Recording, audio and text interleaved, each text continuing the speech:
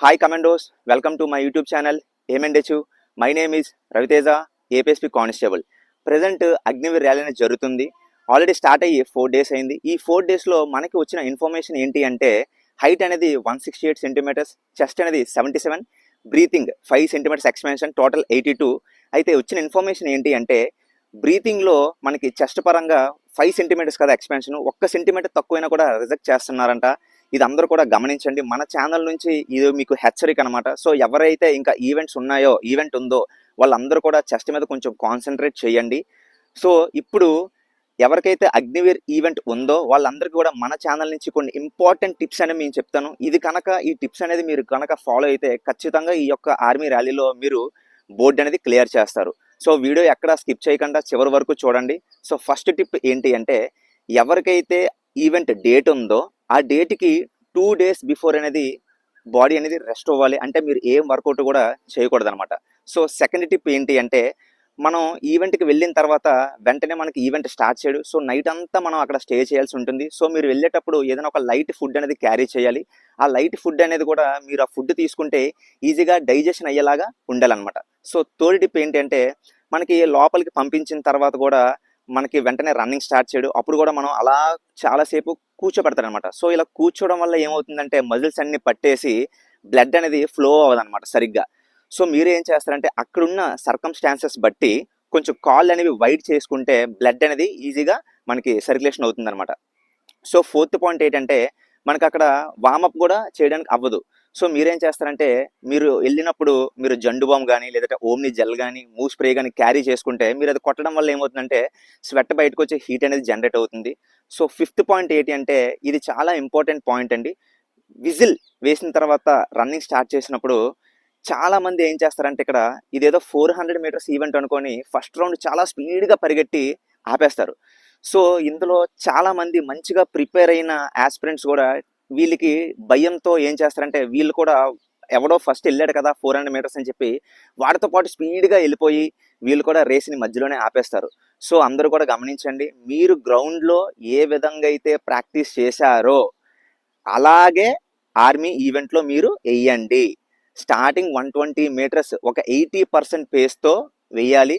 తర్వాత hand moment continue చేసుకొని అలా రన్ కనుక చేస్తే ఖచ్చితంగా మీది అవుతుంది. ఫస్ట్ మాత్రం ఎవడో లేపాడని మాత్రం లేపద్దు. ఇది మాత్రం చాలా ఇంపార్టెంట్ అండి. దాని నెక్స్ట్ పాయింట్ ఏంటి అంటే ఎప్పుడైతే విజిల్ స్టార్ట్ అయిన తర్వాత ఫస్ట్ 120 మీటర్స్ అనేది 80% పేస్తో వెళ్తాం. సో మనకు ఒక బంచ్ ఉంటుంది. ఆ బంచ్తో మనం మెయింటైన్ చేసుకుంటూ హ్యాండ్ మూమెంట్తో మనం మెయింటైన్ చేసుకుంటూ వెళ్ళాలి. ఇక్కడ ఇంపార్టెంట్ ఏంటంటే హ్యాండ్ మూమెంట్ అంటే చాలా మంది ఏంటంటే విపరీతంగా ఇలా చేస్తారు. సో ఈ హ్యాండ్ మూమెంట్ చేయడం వల్ల ఏమవుతుందంటే మీకు స్ట్రెయిన్ అయిపోయి ఎనర్జీ లాస్ అయిపోతారు. హ్యాండ్ మూమెంట్ అనేది సింపుల్గా ఈ హ్యాండ్ మూమెంట్తో బ్రీత్ కంట్రోల్ చేసుకుంటూ వెళ్ళాలన్నమాట. ఎప్పుడైతే 2 rounds అనేవి అయిపోయాయో థర్డ్ రౌండ్ అనేది 1600 మీటర్స్లో థర్డ్ రౌండ్ అనేది మనకి జడ్జిమెంట్ రౌండ్ అంటాం. ఈ రౌండ్ అనేది చాలా ఇంపార్టెంట్ అనమాట. సో ఈ రౌండ్ ఏం చేస్తారంటే 2 rounds అయిపోయిన తర్వాత చాలా మంది మనకి ఎలిమినేట్ అయిపోతారు. మనకి ఇన్నర్ ఖాళీగా ఉంటుంది, తక్కువ మందే ఉంటారు. సో ఇప్పుడు మీరు ఏం చేస్తారంటే స్ట్రేడ్ అనేది బాగా స్ట్రేడ్ ఓపెన్ చేసి హ్యాండ్ మూమెంట్స్ చేసుకొని బ్రీత్ కంట్రోల్ చేసుకుంటూ కనుక థర్డ్ రౌండ్ కనుక ఫినిష్ చేస్తే లాస్ట్ 4th రౌండ్ ఏదైతే ఉంటుందో ఆ 4th రౌండ్ లాస్ట్ 200 మీటర్స్ అనేది మీ మొత్తం ఎనర్జీ అంతా యూజ్ చేసి కనుక మీరు లాస్ట్ 200 మీటర్స్ స్ప్రింట్ చేస్తే ఖచ్చితంగా ఈ యొక్క అగ్నివీర్ ఈవెంట్లో మీరు ఖచ్చితంగా బోర్డు క్లియర్ చేస్తారు. ఇక్కడ ఇంపార్టెంట్ పాయింట్ ఇంకోటి ఏంటంటే రన్నింగ్ చేస్తున్నప్పుడు 10 సార్లు వెనక్కి తిరగకండి. మీ రన్ మీరు చేయండి. సో ఇక్కడ ఆస్పిరెంట్స్ అందరికి కూడా వచ్చే డౌట్ ఏంటి అంటే చాలామంది గ్రౌండ్లో ఏమొచ్చి మనం షూతో కానీ బేర్ ఫుట్తో కానీ ప్రాక్టీస్ చేస్తాం. ఈవెంట్ వచ్చేసరికి అరే నేను షూతో ప్రాక్టీస్ చేయాలా, నేను బేర్ ఫుట్తో వేయాలా అని చాలామందికి డౌట్ ఉంటుందన్నమాట. సో మీరు గ్రౌండ్లో ఏ విధంగా అయితే ప్రాక్టీస్ చేశారో ఈవెంట్లో కూడా అదే విధంగా షూ అయితే షూ, బేర్ ఫుట్ అయితే బేర్ ఫుట్తో చేయండి. మంచి టైమింగ్ అనేది వస్తుంది. ఈ టిప్స్ అన్ని కూడా మీరు పాటించినట్లయితే ఖచ్చితంగా ఈ యొక్క ఆర్మీ ఈవెంట్లో మీరు ఖచ్చితంగా క్లియర్ చేస్తారు. సో ఇంకోటి ఏంటంటే ఫస్ట్ చెప్పినట్లుగా చాలామంది మనకి చెస్ట్లో డిస్క్వాలిఫై చేస్తున్నారు. సో మన ఛానల్ నుంచి ఒక ఇంపార్టెంట్ టిప్ ఏంటి అంటే చెస్ట్ అనేది 77 ఎక్స్పాన్షన్తో మనకి 5 సెంటీమీటర్స్ అంటే మనకి 82 సెంటీమీటర్స్ అనేది రావాలి. సో మన ఛానల్ నుంచి బెస్ట్ టిప్ ఏంటి అంటే మన ఇంట్లో సన్సెట్ కానీ ఏమైనా ఉంటే మీ యొక్క షోల్డర్ లెంత్ క్యారీ చేసుకొని ఒక 8 తీయండి. అలాగా సెట్కి ఒక 3 సెట్స్ చొప్పున అలాగా మార్నింగ్ ఈవినింగ్ మీకు ఈవెంట్ ఉన్నంత వరకు మీరు చేయండి. ఇంకో టిప్ ఏంటి అంటే మన దగ్గర ఏదైనా డంబుల్ కానీ ఏదైనా ఉంటే ఆ డంబుల్ మధ్యలో రాడ్ ఉంటుంది కదా, ఆ రాడ్ మధ్యలో ఈ 2 చేతులతో గ్రిప్ చేసి జస్ట్ ఇలా హ్యాండ్స్ క్లోజ్ చేసి ఇలాగా